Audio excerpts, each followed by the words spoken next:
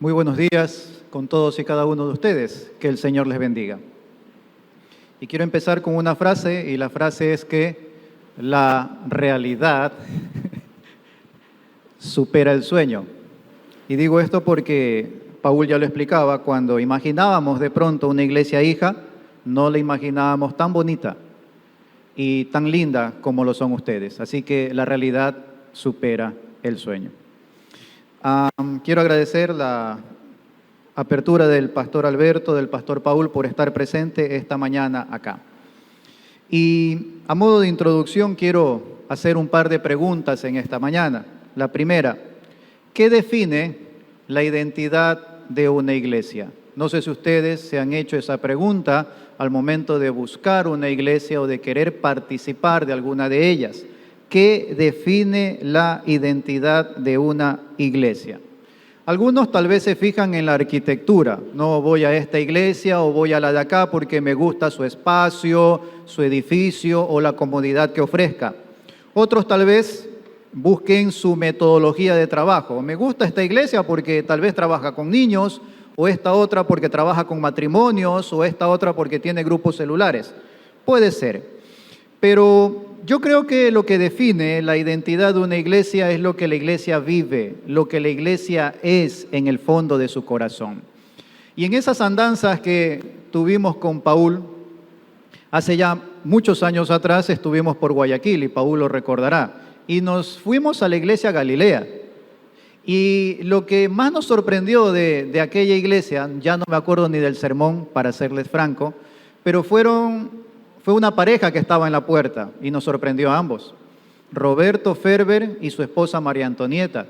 Y lo que nos sorprendió de ellos fue que, dos desconocidos, nosotros éramos para ellos, es que al momento de entrar a aquella iglesia nos abrazaron.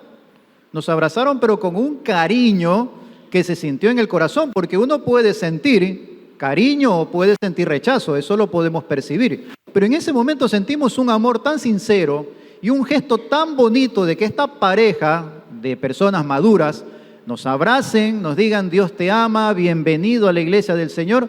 Eso fue transformador para nuestra vida. Y dijimos con Paul, esto hay que llevarlo a Puerto Viejo.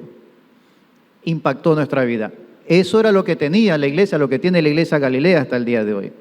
Una segunda pregunta, ¿quién define la identidad de una iglesia? De pronto alguien podría decir, bueno, los pastores somos los que definimos la identidad de una iglesia, pero ya con el paso del tiempo yo no creo que sea así. Yo creo que es el Señor Jesucristo el que define la identidad de una iglesia, y que todo pastor debe preguntarle a Dios en oración, Señor, ¿cómo quieres tú que yo pastoree tu iglesia? Y la iglesia debe preguntarle al Señor en oración cómo tú deseas que nosotros seamos. Pero vamos a la palabra para encontrar respuesta a estos planteamientos, cómo debe ser la iglesia en estos tiempos modernos. Evangelio de Juan, capítulo 17, por favor. Evangelio de Juan, capítulo 17, tenemos la oración del Señor Jesús, oración final, antes de subir a la cruz, posteriormente ser ascendido a los cielos. Y en esta oración el Señor Jesucristo expresa en un momento muy especial de su vida, en un momento muy importante, en un momento muy duro, en un momento muy sensible, el Señor Jesucristo expresa lo que Él anhelaba para su iglesia a futuro y para la iglesia que Él estaba dejando también en ese momento. Juan 17, versículo 1 en adelante dice así: Estas cosas habló Jesús y levantando los ojos al cielo dijo, Padre, la hora ha llegado, glorifica a tu Hijo para que también tu Hijo te glorifique a ti. Como le has dado potestad sobre toda carne, para que dé vida eterna a todos los que le diste, y esta es la vida eterna, que te conozcan a ti, el único Dios verdadero, y a Jesucristo a quien has enviado. Yo te he glorificado en la tierra, he acabado la obra que me diste que hiciese. Ahora pues, Padre, glorifícame tú al lado tuyo con aquella gloria que tuve contigo antes que el mundo fuese. He manifestado tu nombre a los hombres que del mundo me diste. Tuyos eran y me los diste y han guardado tu palabra. Ahora han conocido que todas las cosas que me has dado proceden de ti. Porque las palabras que me diste les he dado, y ellos las recibieron y han conocido verdaderamente que salí de ti y han creído que tú me enviaste. Yo ruego por ellos, no ruego por el mundo, sino por los que me diste, porque tuyos son. Y todo lo mío es tuyo y lo tuyo mío, y he sido glorificado en ellos. Y ya no estoy en el mundo, mas estos están en el mundo. Y yo voy a ti, Padre Santo, a los que me has dado, guárdalos en tu nombre para que sean uno, así como nosotros. Cuando estaba con ellos en el mundo, yo los guardaba en tu nombre. A los que me diste, yo los guardé. Y ninguno de ellos se perdió, sino el hijo de perdición, para que la Escritura se cumpliese. Pero ahora voy a ti, y hablo esto en el mundo para que tengan mi gozo cumplido en sí mismos.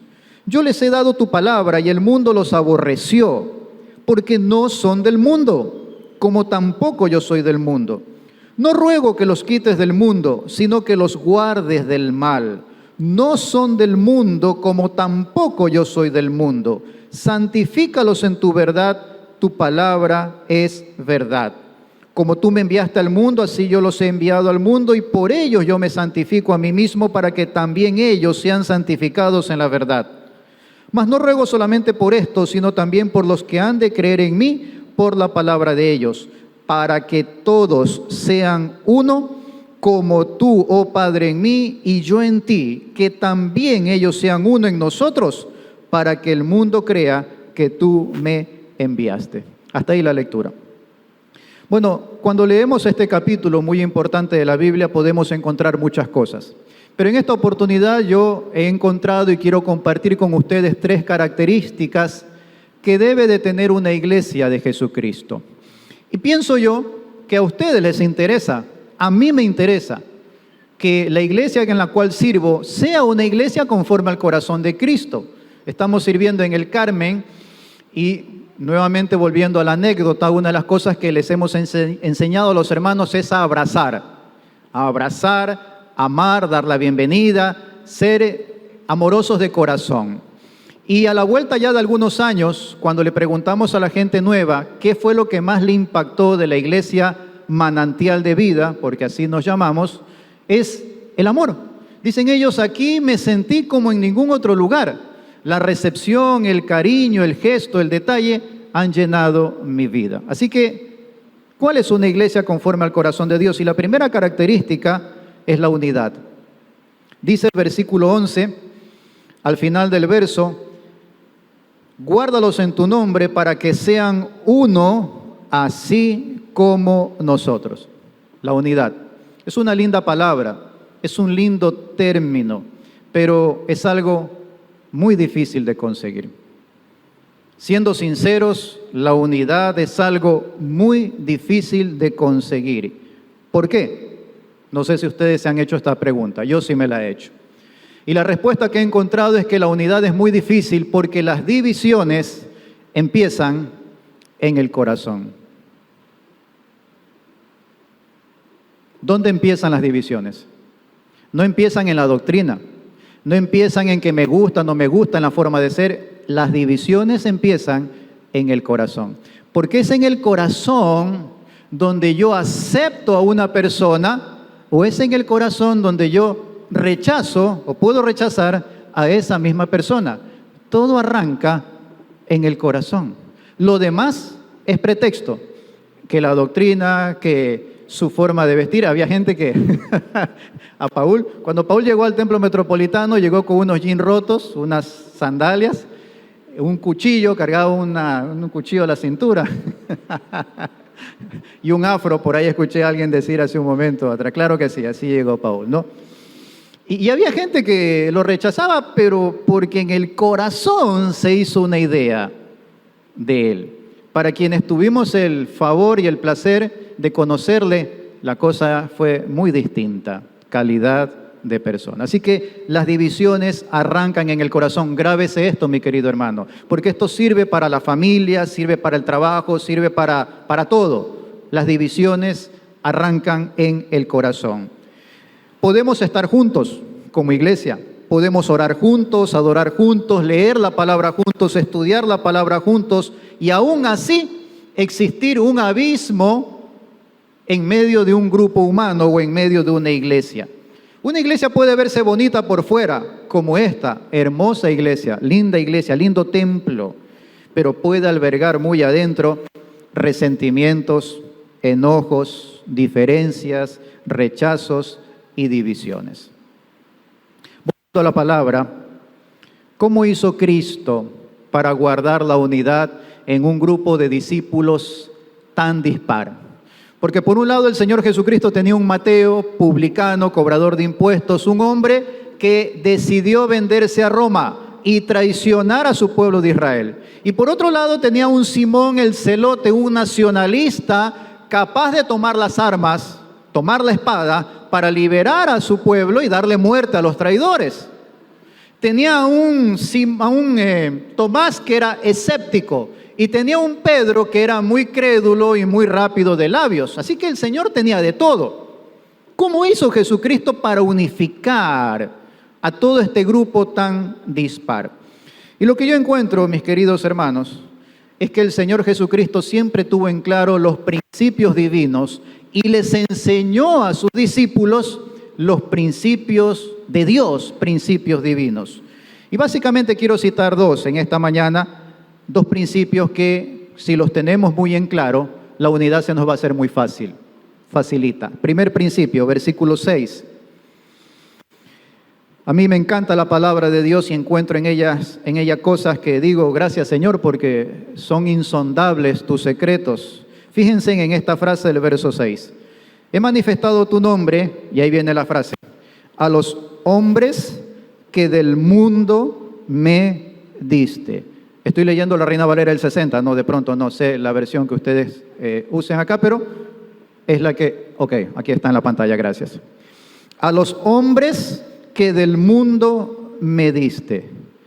¿Quién le dio los discípulos a quién? En un primer vistazo podemos nosotros al leer los evangelios decir el Señor fue escogiendo y llamó a Pedro y a Andrés, a Jacobo y a Juan de las redes, a Felipe, a Mateo en el banco de los tributos públicos. Leemos eso. Pero ya en esta oración confesional el Señor Jesucristo está reconociendo y está confesándonos que quien le dio los discípulos fue Dios, su Padre. Ese es un principio muy profundo y especial. A los hombres que del mundo me diste. Dios escogió, Dios los seleccionó, Dios los amó desde antes de la fundación del mundo y Dios los llamó. Y una vez que hizo todo esto, se los entrega a su Hijo, el Señor Jesucristo. Dios llamó a estos hombres. Cuando nosotros analizamos la Biblia, vemos esto en otros pasajes de la Escritura. Por ejemplo, David, en el Salmo 139, dijo, mi embrión vieron tus ojos. David entendió que Dios lo había llamado desde el vientre de su madre. Así lo entendió por medio del Espíritu Santo. Jeremías, no pierda Juan, pero miren la confesión que hace Jeremías en el capítulo 1, versículo 5. Jeremías dice, Dios le dice a Jeremías, antes que te formase en el vientre, te conocí.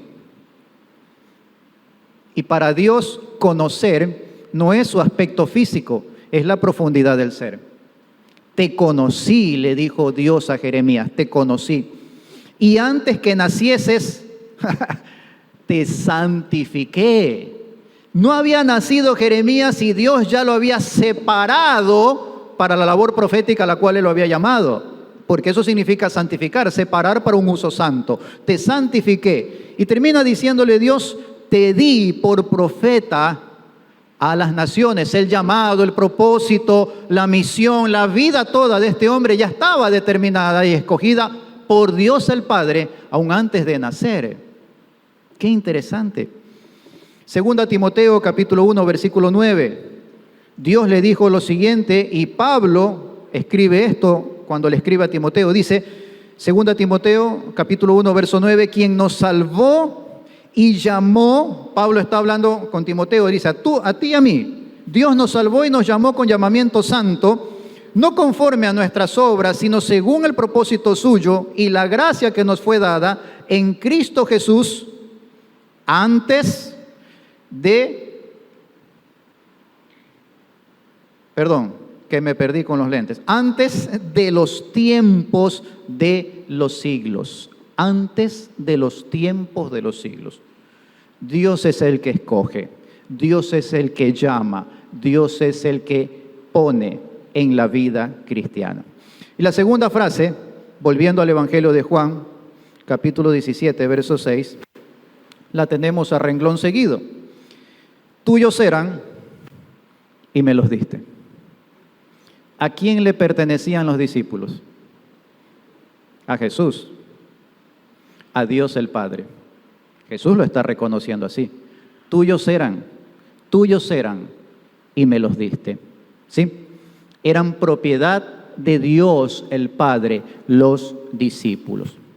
Aquí entonces, queridos hermanos, hay dos verdades profundas que nos enseña Cristo. La primera, todo hijo de Dios es escogido por Dios mismo.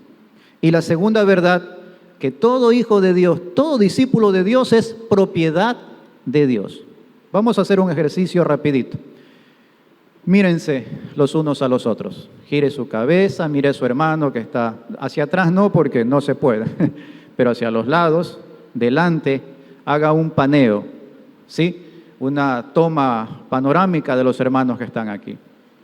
Querida iglesia, fuente de paz, cada persona aquí presente, primero, que es propiedad de Dios. Todos ustedes son propiedad de Dios, cada uno en lo personal. Y en segundo lugar, a cada uno de ustedes los llamó Dios. Muy aparte de que se hayan convertido en la predicación de un hermano, alguien los evangelizó, o predicando el pastor Paul, el pastor Alberto, indistintamente de eso, a cada uno de ustedes Dios los llamó. Y si ustedes miran su historia en retrospectiva, y desde este punto hacia atrás ustedes ven todo lo que les pasó y las circunstancias, cómo vinieron a Dios, van a encontrar que no hay casualidades. Van a encontrar que todo fue derivándolos hacia un punto en que tengan el encuentro personal con Jesucristo. A todos los escogió Dios. Entonces, querida iglesia, cuando yo entiendo estas dos verdades que Jesucristo las está manifestando en esta oración muy importante, cuando yo entiendo esa primera verdad, que todo creyente, hermano mío en la fe, es propiedad de Dios, ¿cómo puedo yo rechazar la propiedad de Dios? Porque cuando lo hago, ¿a quién estoy rechazando? A Dios mismo. Si yo tengo una disputa, una pelea, un pleito, un resentimiento, una separación, una división con mi hermano, un rechazo con mi hermano, con mi hermana, no lo estoy rechazando solamente a él. En el fondo y en la profundidad del caso estoy rechazando a Dios. Porque ese hermano, esa hermana, me guste o no me guste, es propiedad de Dios y fue llamado por Dios. Dios me ha dado cosas que pensé que nunca me iba a dar en la iglesia Manantial de Vida. Allá tenemos, y aquí los anoté, allá tenemos en la alabanza un hermano Leonel. Cuando son esas alabanzas de júbilo, él pega el grito desde atrás, ¡amén! ¡Gloria a Dios! La gente, ¿qué pasó? Es su característica. Una hermana Sonia que todo el culto pasa con las manos levantadas. Tenemos otra hermana que es la esposa del pastor que colabora conmigo, la hermana Luisa, ella solo himnos. Muy tradicional, muy formal en su formación, himnos. Ella toca también el piano cuando dirige las alabanzas, himnos. Y tengo otra hermana, que es la hermana Marisa, esa hay que abrirle cancha atrás, porque ella danza. Y es una iglesia tan dispar, pero en esta edad mía le digo gracias Señor, porque he aprendido estos principios y digo, esto es tuyo. ¿Cómo yo puedo rechazar a él o a él o decirme, este es mejor que esto? No. Todas son hijas de Dios, todos son hijos de Dios y es la iglesia que Dios ha levantado. Y cada uno agrada a Dios a su manera. Pero créame que aún dentro de la misma iglesia hay gente que dice, no me gusta. Pastor, dígale que no dance. Pastor, dígale que no haga mucha bulla. ¿Cómo cree usted que me siento yo cuando me dicen esas cosas, comprendiendo estas verdades? Ahora usted las comprende y usted las va a vivir y Fuente de Paz será más unida todavía de lo que ya es. Amén. Gloria a Dios. Vamos a la segunda característica, y esta segunda característica la encontramos en el versículo 13. Dice así, Jesús dijo, pero ahora voy a ti y hablo esto en el mundo para que tengan mi gozo cumplido en sí mismos. La iglesia de Cristo debe ser gozosa. Imagínese que usted atraviesa esa puerta y aquí encuentra un velorio, ¿no? Con el respeto y el permiso de ese momento, que también es respetable. Pero la iglesia no debe tener ese ambiente. La iglesia debe tener un ambiente, un espíritu de gozo, porque se supone que andamos en nueva vida, que celebramos la vida que Cristo nos ha dado. ¿Cuál es el gozo que la iglesia de Cristo debe de tener? Ese gozo de Cristo no es un sentimentalismo. Hay gente que confunde las cosas y piensa que el gozo de Cristo es sentimiento. Y bueno, algunos se están aprovechando de eso y hacen de los programas cristianos mero sentimentalismo. Entonces hay la manipulación de las emociones. Pero cuando uno sale de esos lugares o termina en esos momentos, las emociones vuelven a su lugar y se termina la ilusión. El gozo de Cristo no es mero sentimentalismo. Tampoco es positivismo. No, que sí puedo, que sí vamos. No es tan así, porque la vida te trae reveses. La vida te trae dificultades, te trae pruebas y tribulaciones. Hay dolor también en la vida. Así que no es el gozo de Cristo mero positivismo. ¿Qué es el gozo de Cristo? Les voy a dar mi definición. Es esa complacencia espiritual y profunda que se obtiene al hacer por lo menos o vivir por lo menos dos cosas importantes que el pasaje también nos enseña. La primera de ellas, estar en el centro de la voluntad de Dios. Verán, querida iglesia, podemos nosotros caminar o vivir la vida cristiana, pero no necesariamente estar en el centro de la voluntad de Dios. ¿Me comprende? Se la repito. Podemos caminar la vida cristiana, pero no necesariamente estar en el centro de la voluntad de Dios. La vida cristiana es el carril ancho, pero la voluntad de Dios es ese camino fino que Él te marca y te dice, por aquí yo quiero que tú transites y estas son las cosas que yo quiero que tú hagas para las cuales te he llamado. ¿Sí? Estar en el centro de la voluntad de Dios. Jesucristo siempre estuvo en el centro de la voluntad de Dios. El mismo Evangelio de Juan 6:38, Jesús dijo lo siguiente: ¿por qué he descendido del cielo? No para hacer mi voluntad, dijo Jesús, no para hacer mi voluntad, ¿sí? Sino la voluntad del que me envió. Aún Jesucristo subordinó su voluntad a la voluntad del Padre. Esto es un misterio realmente, pero estuvo en el centro de la voluntad de Dios, ¿sí? Y en el Evangelio de Lucas nosotros leemos cuando Jesús ora en el huerto de Getsemaní, está a minutos de subir a la cruz y está en agonía, tiene miedo, no quiere en su humanidad subir, y Jesús le ora al Padre y le dice: Señor, si es posible, pase de mí esta copa, pero no se haga mi voluntad, sino la tuya. Y Lucas cuenta que un ángel del cielo bajó para fortalecerle. Gozo. Aún en medio de la más grande prueba, el Señor Jesucristo experimentó el gozo de Dios porque estuvo en el centro de la voluntad del Padre, en el centro de la voluntad de Dios. No sucumbió a su propia voluntad, menos aún a la voluntad del pueblo. Y les digo algo: el rechazo a la voluntad de Dios nos roba el gozo.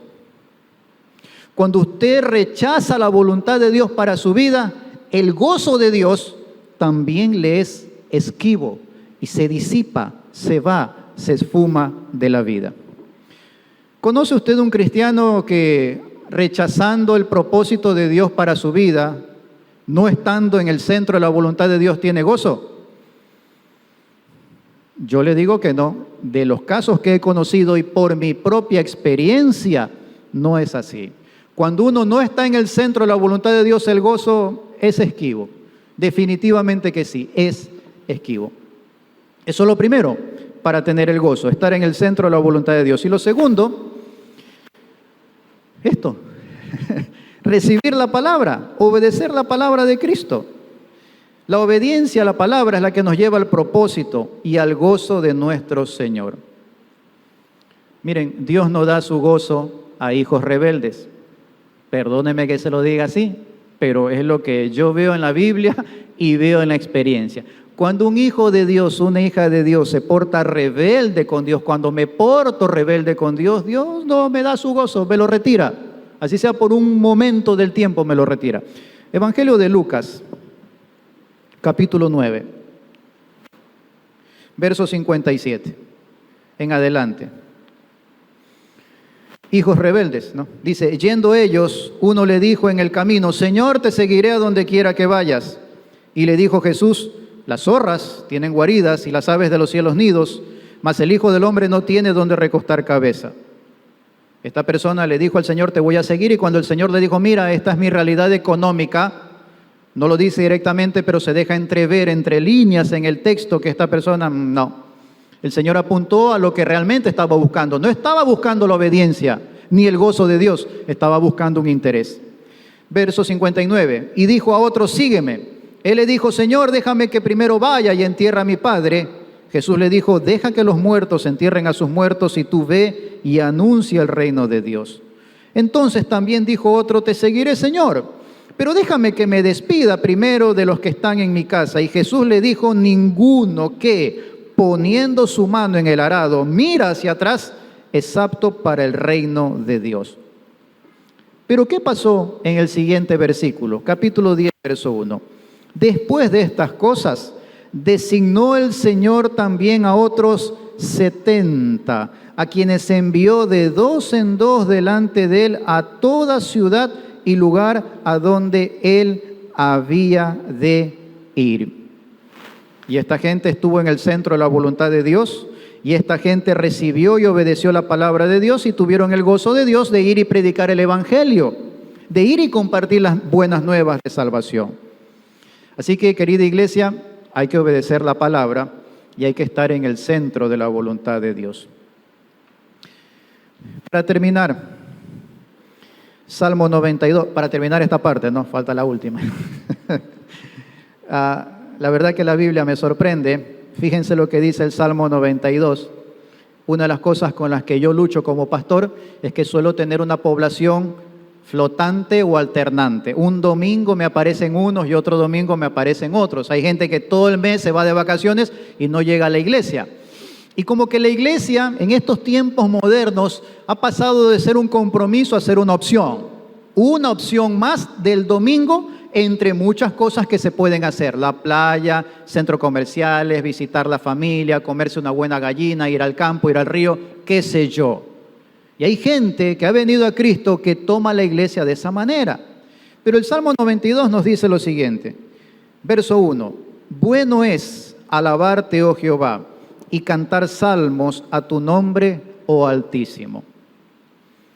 Cuando usted lee sobre este salmo, las letras chiquitas dice, salmo, cántico para el día de reposo. Es decir, que este salmo fue un himno compuesto para el día de reposo, el Sabbat, que era el que guardaba el judío, o el domingo para nosotros. Y la pregunta es, ¿por qué es bueno alabar a Dios el domingo? ¿Por qué? Porque me siento bien, porque alienta a mi espíritu, me llena el alma. Sí, son razones. Pero el mismo salmista nos responde en el verso 6. ¿Qué dice el verso 6? El hombre necio no sabe y el insensato no entiende esto. El que se para el domingo está en el centro de la voluntad de Dios y está en el centro de la voluntad de Dios porque ha dejado de ser un necio y ha dejado de ser un insensato y es un hombre que comprende, una mujer que comprende la realidad espiritual en la que vive. Comprende que está en el centro de la voluntad de Dios y hay una diferencia. Eso marca la diferencia entre el discípulo, el cristiano, y el hombre de mundo, la mujer de mundo. Usted está aquí hoy y tiene opciones. Pudiera estar en otro lugar. ¿Y por qué la gente de afuera no está en este lugar? porque hay una diferencia. Necedad e insensatez. Y no estoy siendo malcriado con ellos. Es lo que la palabra de Dios nos enseña. Si hay una diferencia, y el salmista la comprendió. Bueno es alabarte, oh Dios. ¿Por qué? Porque el necio no comprende esto. Y el insensato no lo sabe. Soy diferente. Usted es diferente. Porque Dios lo llamó y Dios lo escogió. Así que el gozo de Dios, ¿no es cierto?, viene cuando comprendemos estas cosas. Entonces, cuando yo comprendo, vengo a la iglesia no por obligación, vengo con gozo, porque entiendo la profundidad y la realidad espiritual que Dios me ha dado, comprendo quién soy y qué es el pueblo, qué son mis hermanos para mí. Eso da gozo en el corazón. ¿Se siente gozoso? ¿Cómo que no? ¿Se siente gozoso? Amén, amén, claro que sí. Muy bien, y la tercera y última característica, hemos hablado de que la iglesia que Cristo desea es una iglesia unida. Hemos hablado de que la iglesia que Cristo quiere es una iglesia que vive el gozo a profundidad.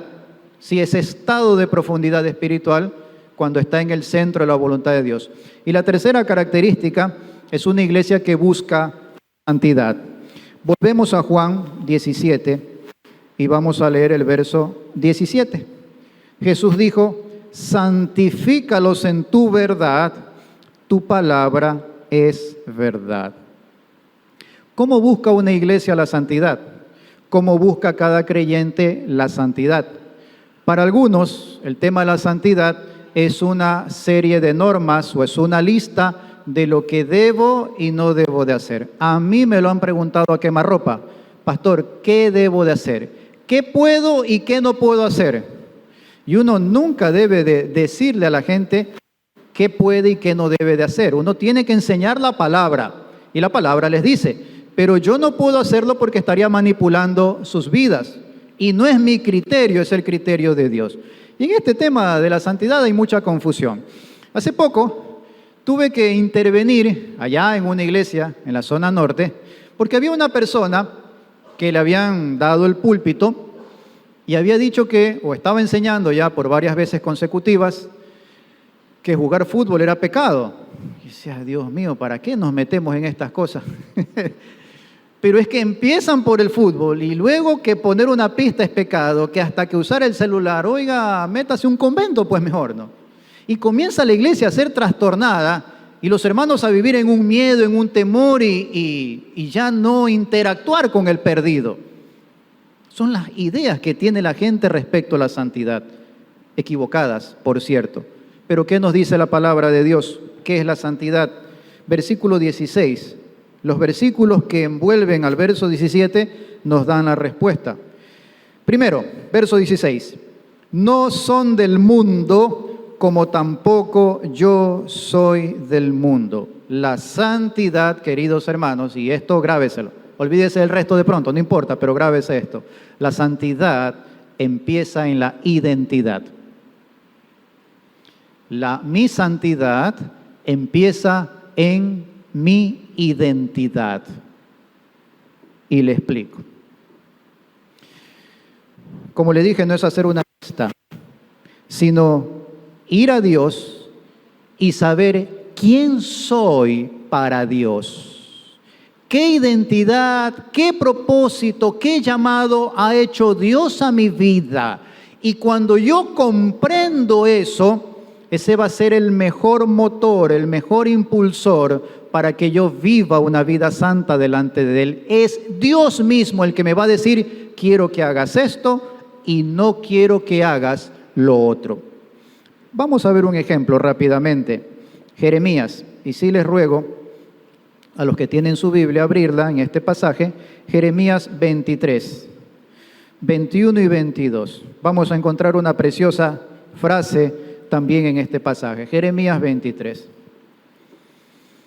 Y le dice Dios a Jeremías en el verso 21, no envié yo a aquellos profetas. Resulta que había una disputa. Jeremías era el único profeta. El pueblo decía: salado, ave de mal agüero, solo nos dice barbaridades, solo nos dice calamidades. Y los otros profetas decían, no, tranquilo, rey, le va a ir recontra que bien, vamos nomás, Dios está con nosotros, tenemos el templo, aquí nadie se va a meter, garantía. El templo, los sacerdotes, el arca del pacto, tenemos la ley.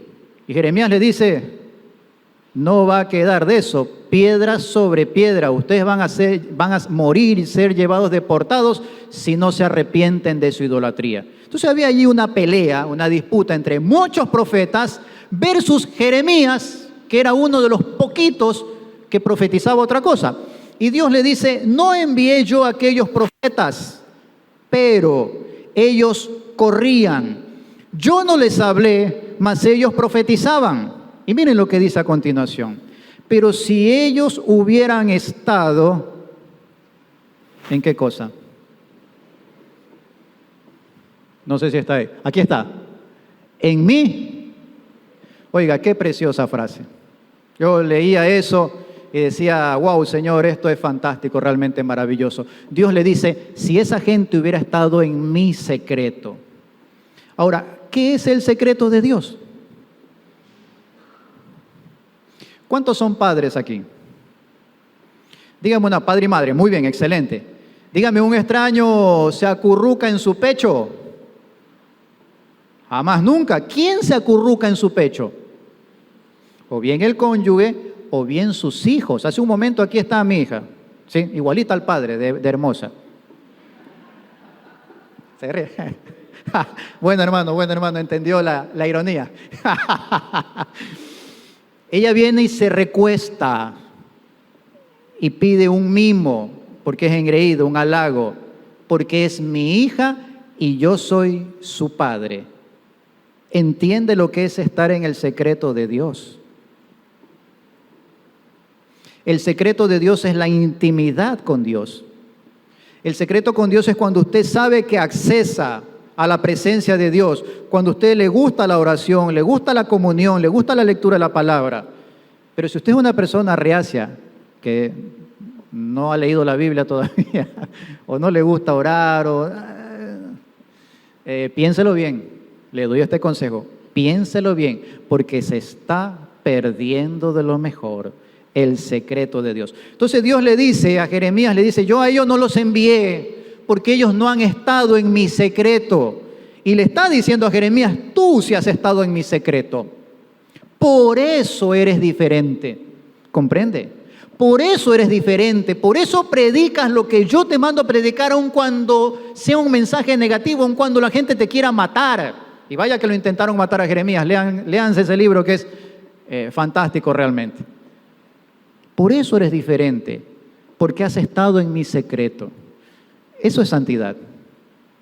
Buscar la presencia de Dios. Y cuando uno busca la presencia de Dios, uno no sale igual. Uno no sale igual. Definitivamente que no. ¿Sí? Elías, ¿qué decía Elías? Vive Jehová, en cuya presencia estoy. Miren, los grandes hombres de Dios entendían esto. Vive Jehová, en cuya presencia estoy. Y Pablo, ¿qué era lo que Pablo decía y siempre lo escribía en sus cartas?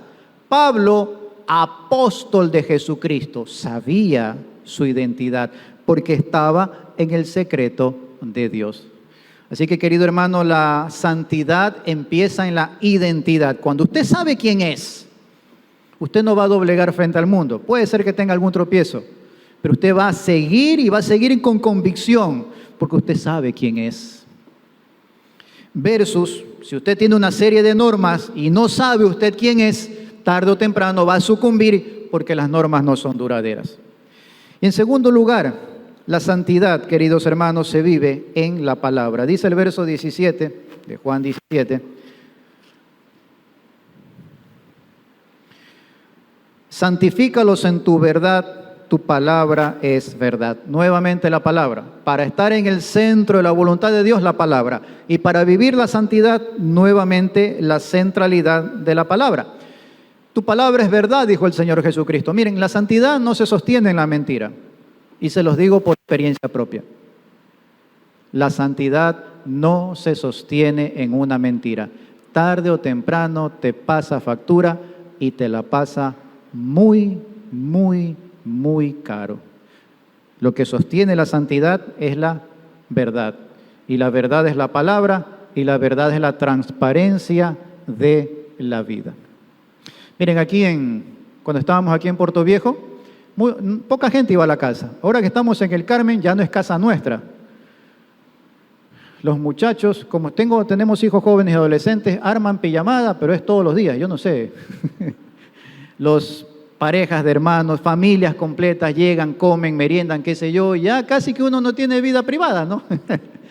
Pero visto por otro lado, hay una vida que está siendo transparente, pues a uno, ya al pastor le conocen hasta la pantaloneta que se pone, en el buen sentido de la palabra, ¿no? En el buen sentido de la palabra.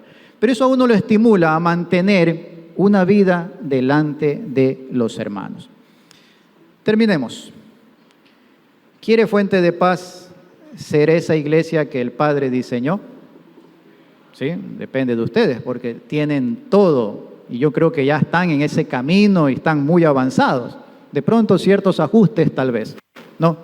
Pero Fuente de Paz está en el corazón de Dios. Repasemos qué es lo que tenemos que hacer. En primer lugar, ser una iglesia unida. No puedo rechazar a mi hermano porque es propiedad ¿de quién?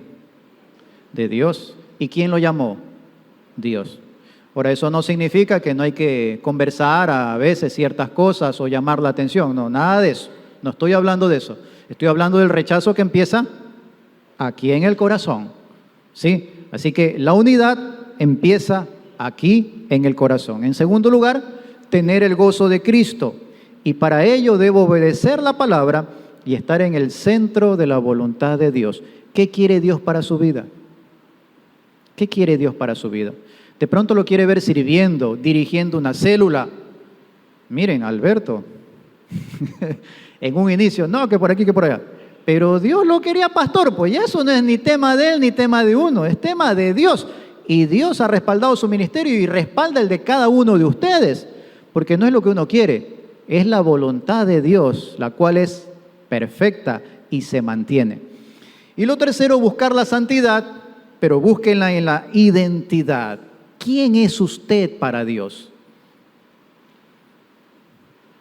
Una maestra de niños, un líder de jóvenes, un músico, un adorador, un maestro, un predicador, un pastor, un misionero. Y cuando usted se reconcilia y acepta eso, la santidad viene solita como consecuencia. Que Dios les bendiga. Gracias por esta oportunidad. Espero haberles sido útil, un poquito aunque sea. Permítanme orar por ustedes. Querido Dios, gracias por esta mañana y gracias por la oportunidad de poder compartir esta enseñanza con esta tu amada iglesia. Tú soñaste esta iglesia, Señor, y la plasmaste. Y no va a quedar aquí. Hay cosas nuevas, cosas más allá en el tiempo hasta que Jesucristo venga para la iglesia Fuente de Paz. Pero, Señor, oro para que cada hermano, cada hermana de esta congregación pueda estar dentro de ese propósito, Señor.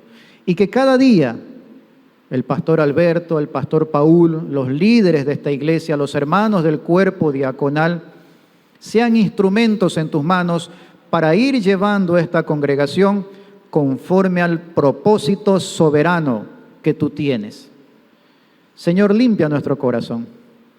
A veces llevamos cosas guardadas, enemistades, rechazos hacia los demás, siendo que tú no nos has rechazado. Perdónanos por eso, Padre, y ayúdanos a vivir y comprender esta verdad.